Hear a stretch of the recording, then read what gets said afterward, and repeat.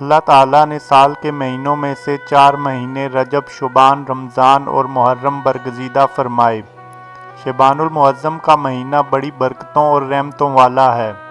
یہ وہی قابل احترام مہینہ ہے کہ جب رجب المرجب کا چاند نظر آتا تو نبی کریم صلی اللہ علیہ وآلہ وسلم یہ دعا فرمایا کرتے تھے: الہی رجب اور شعبان میں ہمیں برکت دے اور ہم کو خیریت کے ساتھ رمضان تک پہنچا دے۔ یہی وہ مبارک مہینہ ہے جس میں آپ صلی اللہ علیہ وآلہ وسلم کی دیرینہ تمنا پوری ہوئی اور تحویل قبلہ کا حکم نازل ہوا۔ تیمم سے متعلق احکام کا نزول اسی مہینے میں ہوا۔ تاریخ اسلام کا عظیم غزوہ بنو المصطلق اسی ماہ پیش آیا۔ اسی مہینے میں آپ صلی اللہ علیہ وآلہ وسلم نے حضرت حفصہ اور حضرت جویریہ سے نکاح فرمایا۔ حضور اکرم صلی اللہ علیہ وآلہ وسلم نے فرمایا کہ رجب اللہ کا مہینہ ہے، شعبان میرا مہینہ ہے اور رمضان میری امت کا مہینہ ہے۔ حضرت انس بن مالک سے مروی ہے کہ رسول اللہ صلی اللہ علیہ وآلہ وسلم نے ارشاد فرمایا: شعبان کی فضیلت تمام مہینوں پر ایسی ہے جیسے تمام انبیاء کرام پر میری فضیلت ہے، اور دوسرے مہینوں پر رمضان کی فضیلت ایسی ہے جیسے تمام کائنات پر اللہ تعالیٰ کی فضیلت۔ ایک اور روایت میں ملتا ہے کہ آپ صلی اللہ علیہ وآلہ وسلم نے ارشاد فرمایا کہ رجب اور رمضان کے درمیان شعبان ایک ایسا مہینہ ہے جس کے فضائل کا لوگوں کو علم نہیں۔ فرمایا اس مہینے لوگوں کے اعمال اللہ تک پہنچائے جاتے ہیں۔ اس مہینے کی عظمت اور اہمیت اتنی ہے کہ خود رسول اکرم صلی اللہ علیہ وآلہ وسلم نے اس مہینے میں رمضان کی تیاری کی ترغیب دی ہے۔ حضرت سلیمان فارسی رضی اللہ تعالی عنہ فرماتے ہیں کہ یہ مہینہ وہ مہینہ ہے جس میں حضور اکرم صلی اللہ علیہ وآلہ وسلم اس کثرت سے روزے رکھتے تھے کہ صحابہ کرام رضوان اللہ علیہ اجمعین کو گمان ہوتا کہ آپ کبھی ترک نہیں کریں گے۔ ام المومنین حضرت عائشہ صدیقہ رضی اللہ تعالی عنہ فرماتی ہیں کہ حضور اکرم صلی اللہ علیہ وآلہ وسلم کو یہ بات پسند تھی کہ شعبان کے روزے رکھتے رکھتے رمضان سے ملا دیں۔ حضرت ام سلمہ فرماتی ہیں کہ میں نے حضور اکرم صلی اللہ علیہ وآلہ وسلم کو شعبان اور رمضان کے سوا متواتر 2 مہینے روزے رکھتے ہوئے کبھی نہیں دیکھا۔ سیدہ عائشہ صدیقہ رضی اللہ تعالی عنہ فرماتی ہیں کہ نبی اکرم صلی اللہ علیہ وآلہ وسلم کو تمام مہینوں میں سے شعبان کے روزے رکھنا زیادہ محبوب تھا، اس لیے آپ صلی اللہ علیہ وآلہ وسلم اس ماہ کثرت سے روزے رکھتے، اور میں نے شعبان کے علاوہ اور کسی ماہ میں حضور کو اتنے روزے رکھتے نہیں دیکھا۔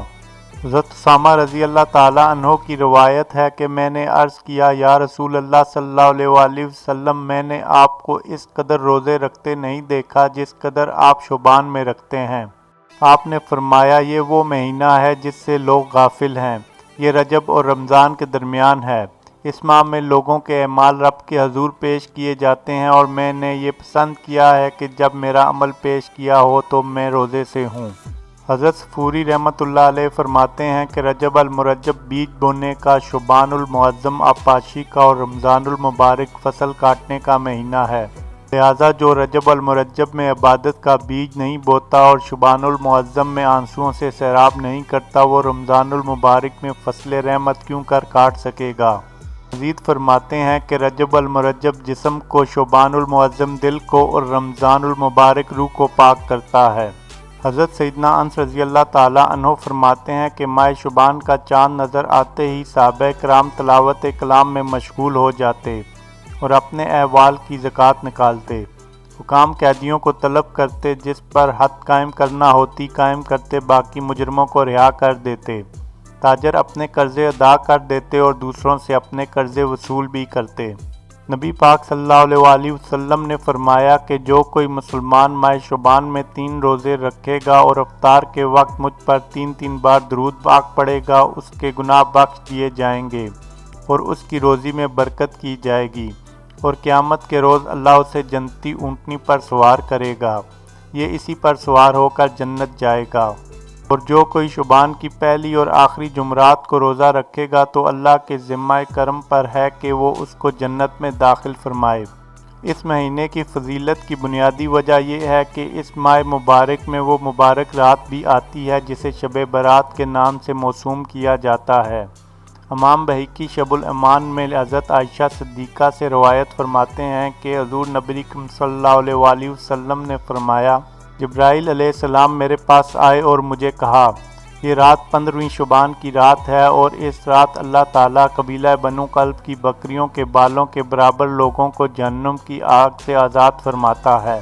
علماء کرام لکھتے ہیں کہ یہ رات گناہوں اور مصیبتوں سے نجات کی رات ہے۔ اس رات آئندہ سال کی شب برات تک کے لیے تمام مرنے والوں کا نام اور حساب لکھ دیا جاتا ہے۔ اسی ماہ مبارک کی ایک اور خصوصیت یہ ہے کہ اسی ماہ تحویل قبلہ کا حکم عین نماز کے دوران نازل ہوا۔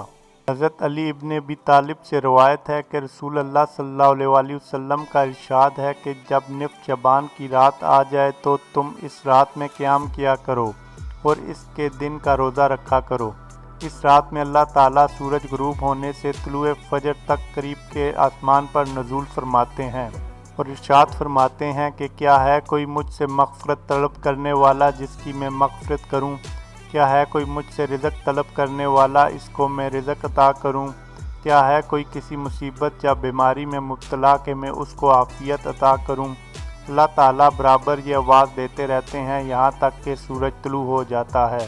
حضرت انس رضی اللہ تعالیٰ عنہ سے مروی ہے کہ جو شخص شعبان میں ایک روزہ رکھتا ہے اللہ اس کے جسم پر جہنم حرام کر دیتا ہے۔ حدیث میں آتا ہے کہ شعبان میرا مہینہ ہے، اس ماہ میں جو اللہ تعالیٰ کی رضا کے لیے 10 روزے رکھے گا اس کے لیے میری یعنی حضور صلی اللہ علیہ وسلم کی شفاعت حلال ہوگی۔ ہمیں چاہیے کہ جتنا بھی ہو سکے اس مقدس ماہ منور میں عبادات کی کثرت کریں، درود پاک زیادہ سے زیادہ پڑھیں کیونکہ یہ میرے سرکار کا مہینہ ہے اور اس کے وسیلے سے اپنے گناہوں کی توبہ کریں۔